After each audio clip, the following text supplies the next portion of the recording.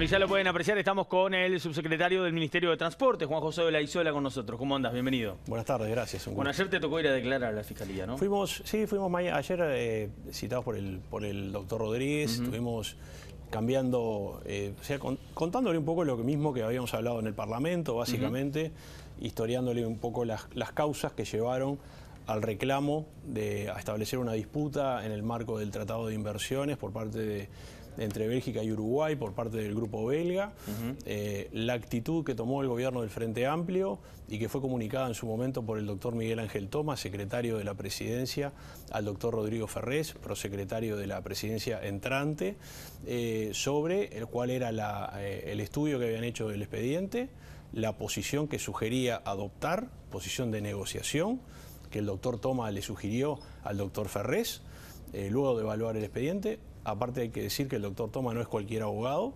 Por un lado tenía una posición predominante en la Presidencia de la República como secretario de la Presidencia y mano derecha del presidente Tabaré Vázquez, pero además era un hombre con una amplia versación en este tipo de arbitrajes internacionales. Había tenido resultados exitosos en el arbitraje de Philip Morris, en el arbitraje de Aratirí. Es decir, que si él hubiera entendido que en este arbitraje que se venía hubiésemos tenido posibilidad de ir al arbitraje con chances ciertas de ganar, lo hubiera sugerido. Estudió el tema y como secretario de la Presidencia transmitió de la Presidencia saliente al gobierno entrante esa posición.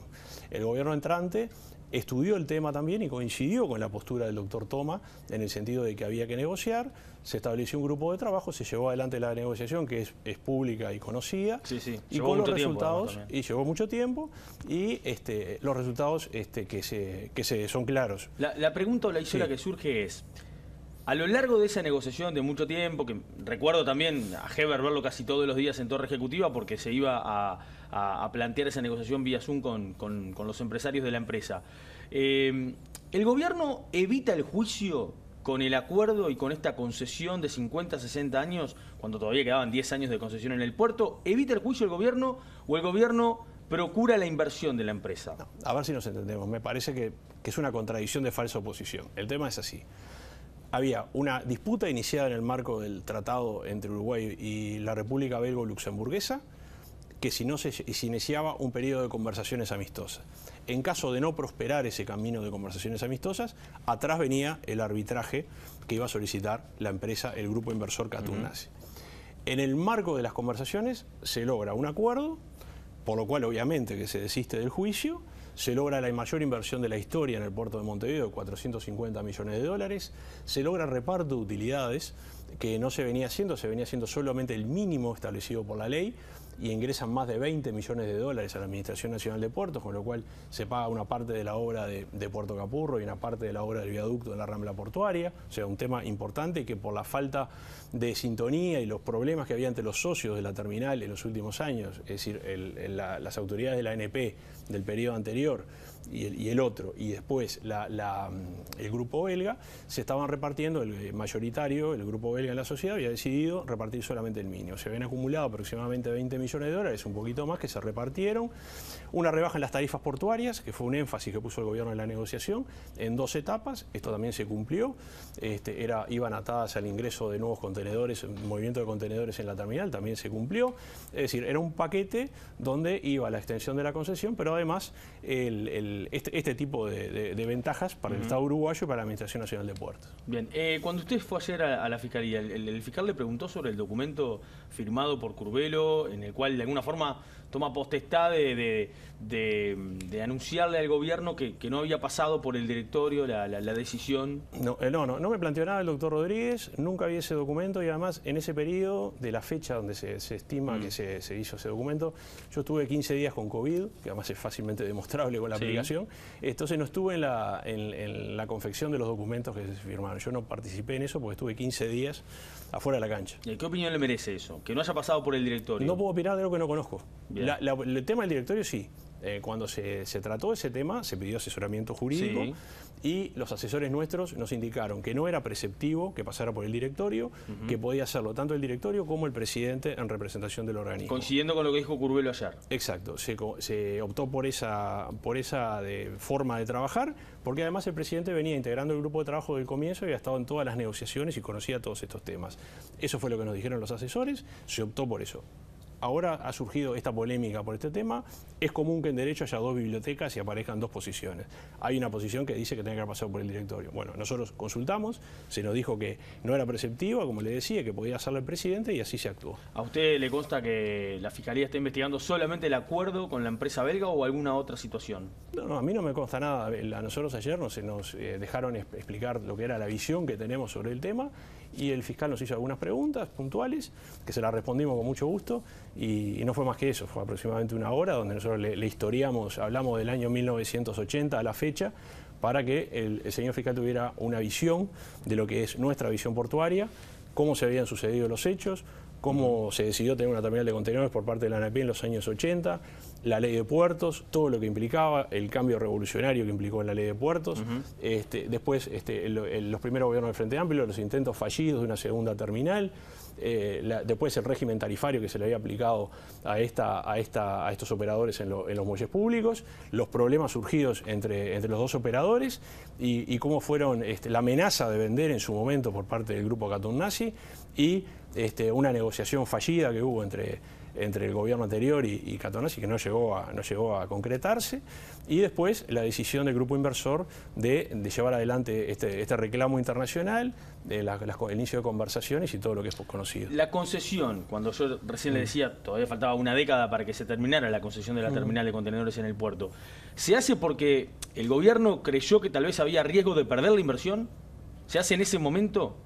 Porque se pudo haber hecho mucho más adelante o se pudo haber hecho en el siguiente gobierno, por ejemplo. Sí, se pudo haber hecho en el pasado también, cuando el Frente Amplio negoció para renovar la concesión. Sí. Es decir, el plazo es común. Se ha renovado la concesión, por ejemplo, del aeropuerto de Carrasco y Laguna del Sauce. O sea, no siempre se hace el final. Eso es una práctica que depende de cada situación y de cada gobierno. Cuando se analizó todo el paquete, lo que yo le decía, se analizó todo el paquete, estaba este procedimiento en curso, había que tomar una decisión.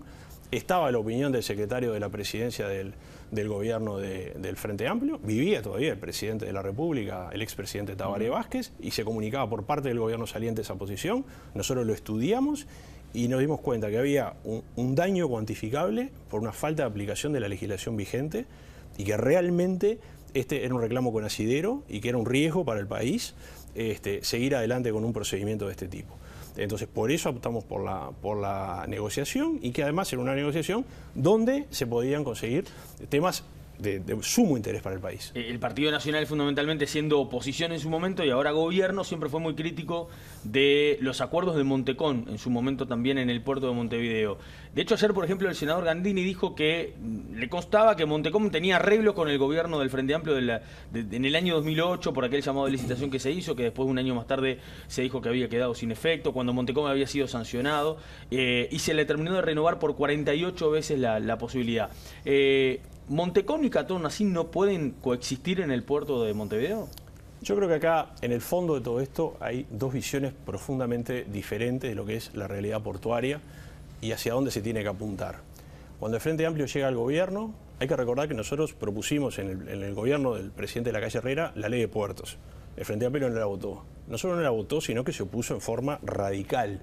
El otro día leía las actas del Senado de esa época, cuando se votó la ley, había senadores que decían en poco tiempo vamos a ver portuarios peleándose por un pedazo de pan. Es decir, decenas de miles de puestos de trabajo se generaron con la ley de puertos. El Frente Amplio llegó al gobierno y no le cambió una coma a la ley de puertos, ni un punto ni una coma. Es decir, tenían una visión equivocada. Nosotros teníamos la visión que después se dio cuenta hoy nadie cuestiona la ley de puertos, que el camino era ese. O sea que las visiones distintas con el Frente Amplio no son de ahora, son de hace 30 años. No es ninguna novedad tener visiones distintas con el Frente Amplio.